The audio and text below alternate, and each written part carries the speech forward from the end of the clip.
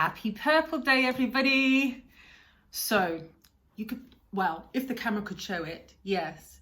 Right now, in this video, I will be talking about SUDEP and SUDEP Action. Now, SUDEP is one of those topics people often find difficult to even think about, yet talk about. So what I'm trying to do, I guess, here is challenge that.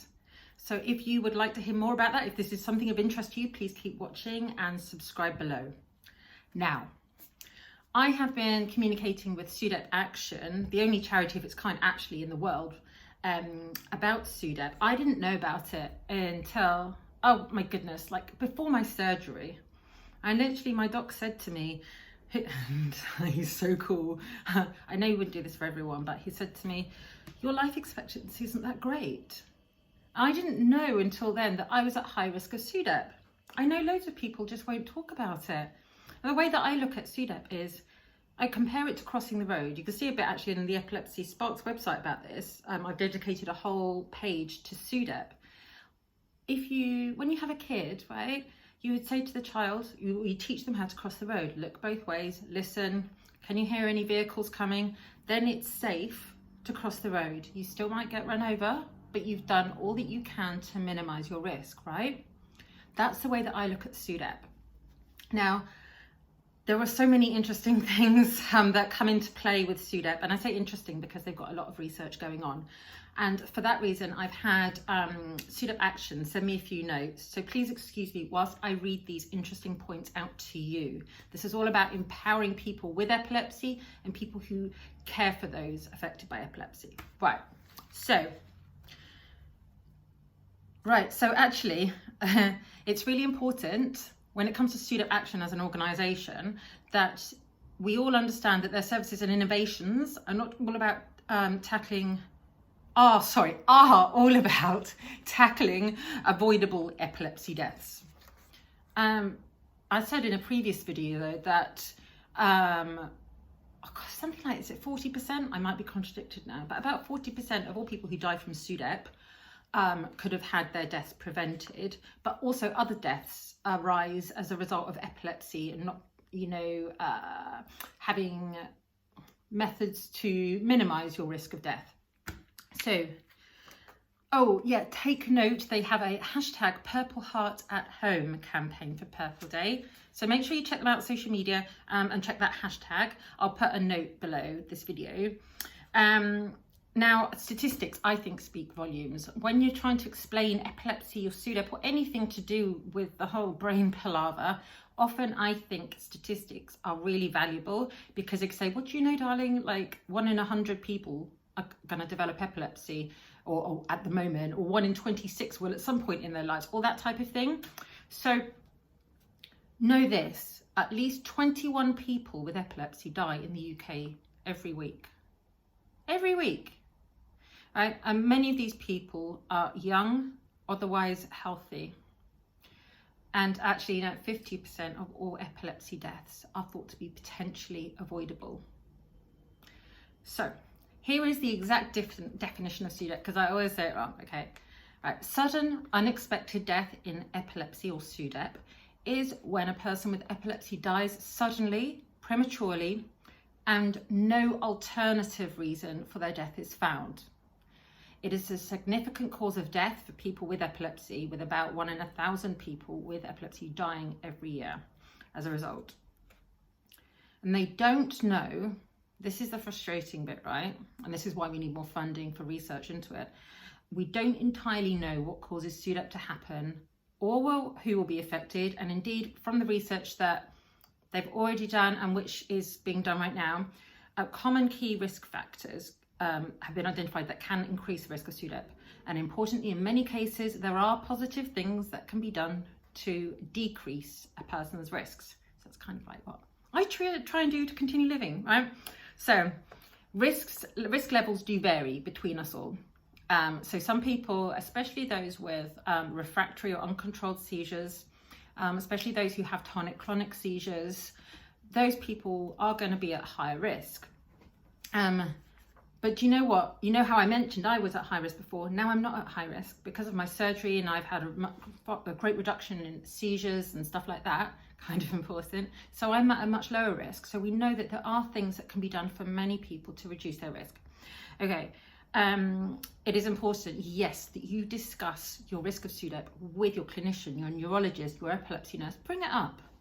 I mean, there are some brilliant people out there who will bring it up with you too, but a lot of them, you know, we get it. They feel a bit awkward bringing it up.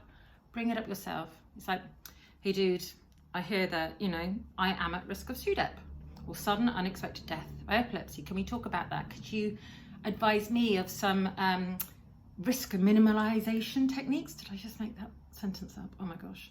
Anyway, so how you can minimize your risk. And if you're not the person with epilepsy, maybe you're the carer, speak for the one that you love or care about. So yeah, all right. So obviously the obvious thing, which is going to minimize your risk, is reducing your seizure severity and frequency. That's kind of important. To take your meds as prescribed. So that means taking them, say you're prescribed, like, I don't know, 400 milligrams of lamotrigine twice a day. Make sure you take that lamotrigine twice a day and at the dosage prescribed. And I'll go in another video how to kind of make sure that you don't forget your pills or minimize your risk of forgetting them. But that's a key one. Take those medications even if you don't like them. Okay. Then learn about other risk factors. So could be like, basically minimize your risk of having a seizure. So you're going to want to, gosh, this light's funny. You're going to make sure that you want to get enough sleep, reduce your stress levels. What else? Well, those are the primary things. For a lot of people, actually, they don't drink, or they drink a minimal amount. What else have I got in front of me? Oh yes, check out, Google this, or go onto the Sudep Action website, right? They've got the SUDEP and Seizure safety checklist. So I would print that out for yourself, go through that. If you don't remember what it says, that's fine because you've printed it out. Or talk, or it might be both actually, and talk to your clinician about this as well and ask their advice. What can I do to minimize my risk? And then there are multiple apps out there. Gosh, this light is so... There are multiple apps out there for helping to track your seizures, to track your risk and stuff. There's one called the Epsilon app, which is specifically for SUDEP Action, developed by them and a clinical team. And a lot of people say, oh, I don't track my seizures and I don't record things because I can remember them. Or they just don't want to like kind of say I've had a seizure. And I get it, right? I used to do that. But I also know that many of us, myself included, have issues with our memory.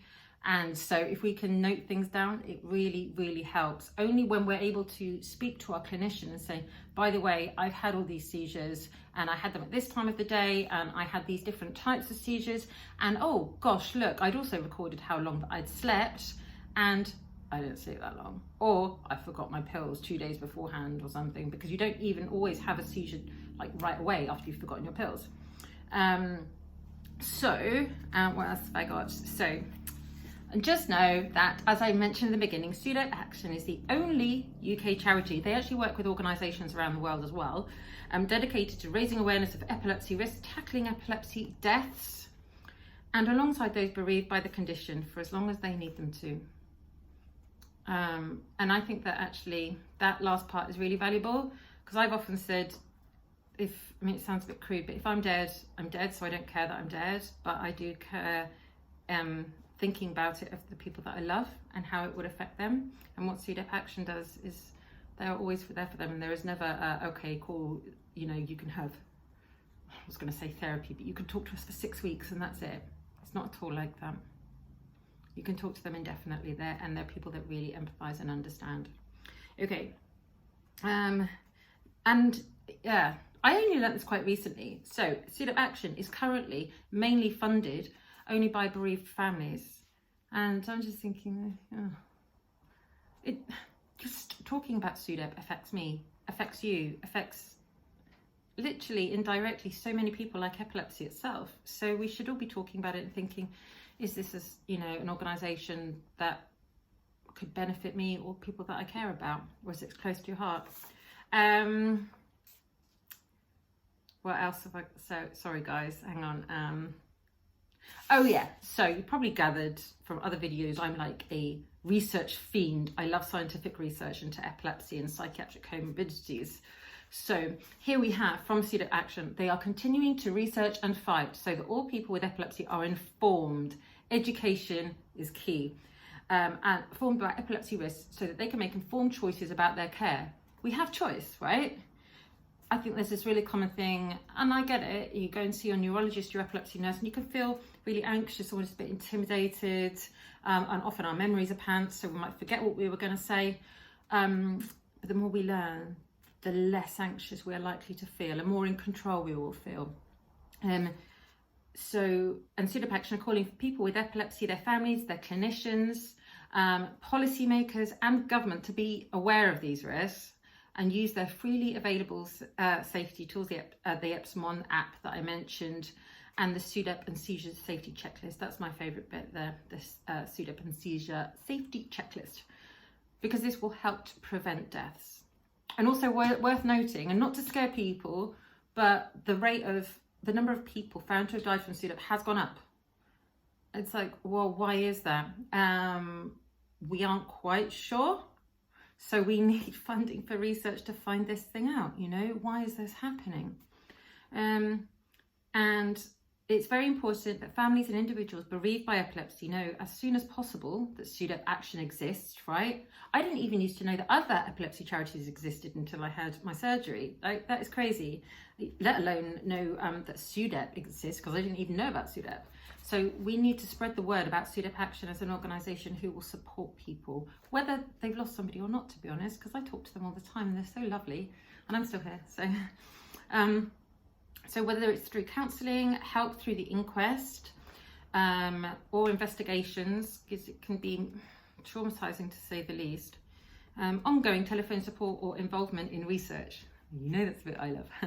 Okay, so this Purple Day, Sudep Action know that this year will be very different than usual. So they are asking people to take part remotely or by displaying their purple hearts at home. Oh my goodness, I should have one. Well, this is my bit for Sudep Action today. This is my purpleness.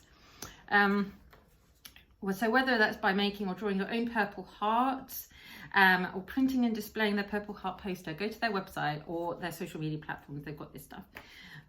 Put it in your window, and they would love you to take part, share your pictures with them and the rest of the world.